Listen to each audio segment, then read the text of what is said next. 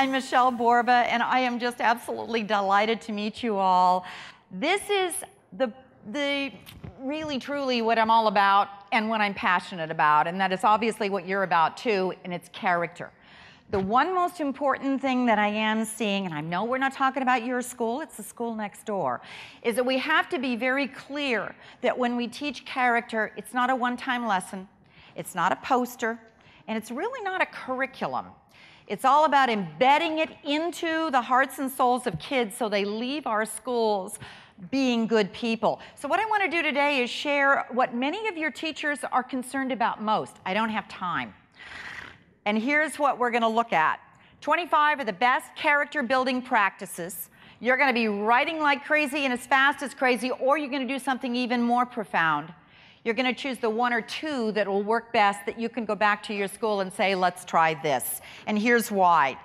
First, good old Aristotle, remember him from way back when, told us if we really want to teach good character, we need to teach it as a habit, which means it's repeatedly done until it becomes embedded. And that's what he said. We really are what we repeatedly do. Excellence, he says then, is really not an act but a habit. So if we really want to do one other little thing, here's a thought. Look at some of the best new research that's coming out on neuroscience, and let's take social psychology, neuroscience, and apply it to character education. How's it work? They all are telling us we can really become better people or become people of habit or excellence if we just keep doing the same thing over and over again. Neuroplasticity actually tells us we'll rewire our kids' brains, helping them become kinder or helping them become more patient if we keep having them do the same thing over and over again. And good old Paul Tough told us in his best-selling book, How Children Succeed, there's immense hidden power in character.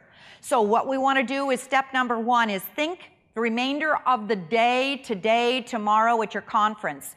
What are the habits that you really want to instill in your kids that'll help them become the best they can be? And let's start with number one. I am, and I know you are, greatly concerned that our kids are using role models that are poor, inappropriate. We're looking at celebrity-driven role models where, no offense in life, when Kim Kardashian becomes the #1 role model, we've got some problems.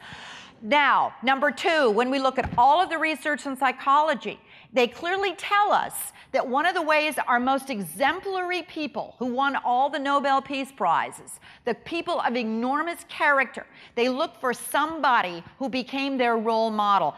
Find who's going to become your role model for your students. And again, let's look at Aristotle, and he's going to tell us how to do it. I just came back from probably the most amazing conference with Philip Zimbardo. Philip Zimbardo wrote The Lucifer Effect. He was very concerned about evil. And he's been so concerned about evil with his prison experiment of years back. And so for 50 years, he's been studying the evil. When he finally says we should flip it, and what we should do instead is help our children find a hero. It could be a real person like Grandma or Great Aunt Harriet, or it could be somebody in your textbook. It could be somebody that they read and they say, ooh, I just heard about this person like Nelson Mandela. The most important thing you want to help your child do, though, and that student do, is ask themselves, what is it about that particular person that really makes me feel like, I want to adopt that particular model? So one of the best and easiest things I've seen school teachers do is every day, a minute a day, one different child stands up and does a different here's my hero for the day. Here's what I've been studying over the last week, but it's just a 1-minute presentation. One child did Ruby Bridges, who Robert Coles, one of our best of our psychologists in the world, has said is the primary example, the prime example of goodness. But most importantly, when the child stands up, my hero is Ruby Bridges. Here's what I love about her, and here's what I want to adopt in my own self for my own self-concept or my character. Maybe it's perseverance, maybe it's patience. But why and what's my goal and how to do it?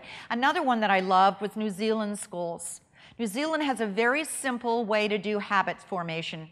Every day, a minute a day, every child opens up their journal or their log while you're taking milk money counts or whatever. What they're doing is writing the one thing they're going to do that week to be the best human being they can be.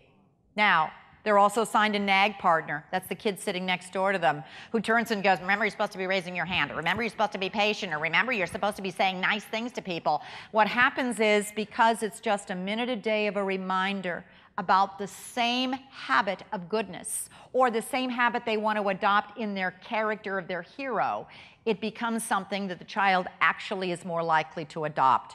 Kids Are Heroes is a fabulous website. One of the most fun things I've also seen was a 5th grade teacher who did a Hall of Fame hero worshiping board. In order for the child to get up on the board, or excuse me, the child's hero to get up on the board, they had to do what Nancy Eisenberg says is brilliant. Nancy Eisenberg's work at University of Arizona is profound. She says if you really want to help a child really boost their empathy or understand and adopt heroism, what you do is have the child figure out, who's the person I admire, like Princess Diana? Okay, too often that person alone gets on the Hall of Fame board. Now go one step more and say, what's so special about Princess Diana? What did she do? Well, the child will say, well, she tried to eliminate landmines. Ah, the key, says Nancy Eisenberg.